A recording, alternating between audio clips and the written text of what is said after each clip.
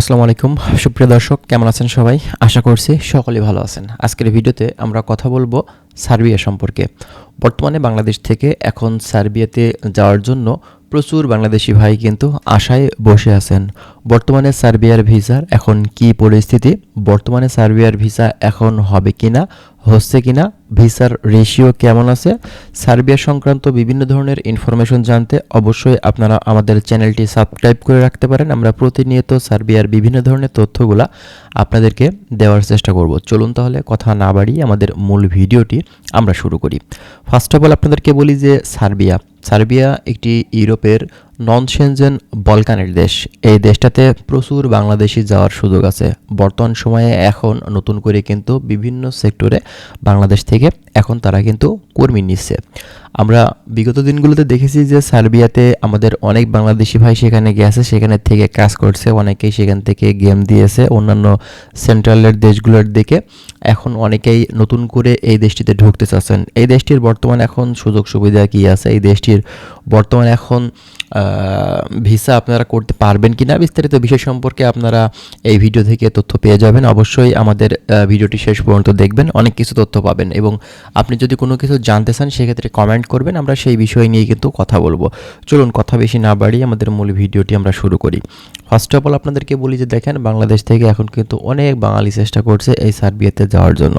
সার্বিয়ার work permit এখন আপনি যদি নেওয়ার জন্য একটি এজেন্সিকে আপনার ফাইলটা দিয়ে থাকেন, সেক্ষেত্রে দেখা যাবে যে আপনার 1 থেকে 2 মাস এর ভেতরে আপনি একটি ওয়ার্ক পারমিট পেয়ে যাবেন।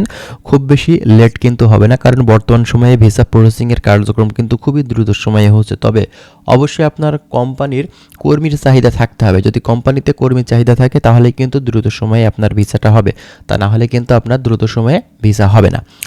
এরপরে আপনার একটি ওয়ার্ক পারমিট যখন আসবে, তার পরের ধাপ কিন্তু আপনার অনলাইন করা। এই অনলাইনটা অ্যাপ্রুভাল হতে গেলে দেখা যায় যে আবার কিছুদিন কিন্তু টাইম লাগে। তো এই অনলাইন অ্যাপ্রুভালটা আপনি কিন্তু দেখা যাচ্ছে যে 30 থেকে 60 দিনের ভিতরে আপনার অনলাইন অ্যাপ্রুভালটা কিন্তু হয়ে যাবে। এরপরে আপনার অ্যাপ্রুভাল হয়ে গেলে কিন্তু বাংলাদেশ থেকে আপনার পাসপোর্টটা অথরাইজড করে ডিএচএল করে আপনার ইন্ডিয়াতে পাঠাতে হবে। সেখানে আপনার দেখা যাচ্ছে যে প্রায় মাসখানেক সময় লাগবে আপনার স্টিকারটা হয়ে বাংলাদেশ পর্যন্ত আবার ব্যাক আসতে, ঠিক আছে?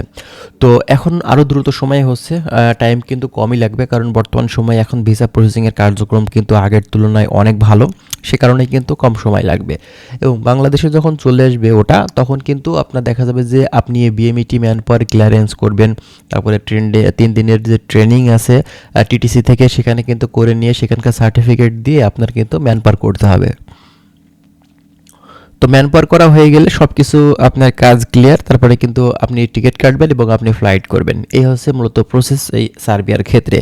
তো বর্তমান সময়ে এখন বিভিন্ন এজেন্সি যারা থেকে থাকে, যারা কাজ করছে, মূলত এরা গ্রুপ আকারে কাজ করে। এই কারণে কিন্তু অনেক সময় লেট হয়ে থাকে। দেখা যাচ্ছে যে 10 জন মানুষ একটা গ্রুপে আছে, 10টা ক্লায়েন্ট একসাথে তারা পাঠাতে চাচ্ছে। দেখা যাচ্ছে যে 2টা ক্লায়েন্টের টাকা এখনও রেডি হয় নাই, 2টা ক্লায়েন্টের টাকা পেতে লেট হয়েছে।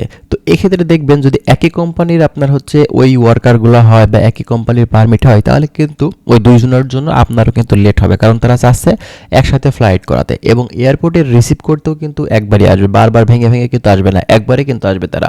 এবং ফ্লাইট কিন্তু আপনার একসাথে করাতে হবে, যেহেতু এক কোম্পানির ওয়ার্ক পারমিট। যদি আলাদা আলাদা কোম্পানির ওয়ার্ক পারমিট হতো তাহলে কিন্তু দেখা যেত যে আপনার যে কয়জন একই কোম্পানির সেই কয়জনকে রিসিভ করে বা সেই কয়জনকে তারা পাঠিয়ে দিত, ঠিক আছে? তো এমনটা কিন্তু আমরা দেখে থাকি। তো বর্তমান সময়ে এখন সার্বিয়ার কিন্তু ভিসা প্রসেসটা খুব সহজ হয়ে গেছে। আপনারা অল্প সময়ের ভিতরেই কিন্তু এই সার্বিয়া দেশটিতে ঢুকতে পারবেন, এতে কোনো সন্দেহ নেই। তো যাই হোক, আমরা প্রতিনিয়ত সার্বিয়া সংক্রান্ত তথ্যগুলো আপনাদেরকে দেওয়ার চেষ্টা করব। অবশ্যই আপনারা আমাদের চ্যানেলের সঙ্গেই থাকবেন। আমরা চেষ্টা করছি বিভিন্ন বিষয় সম্পর্কে আপনাদেরকে অবগত করার। ভালো থাকবেন সবাই। আজকের ভিডিওটি আমরা এখানে শেষ করছি। আল্লাহ হাফেজ।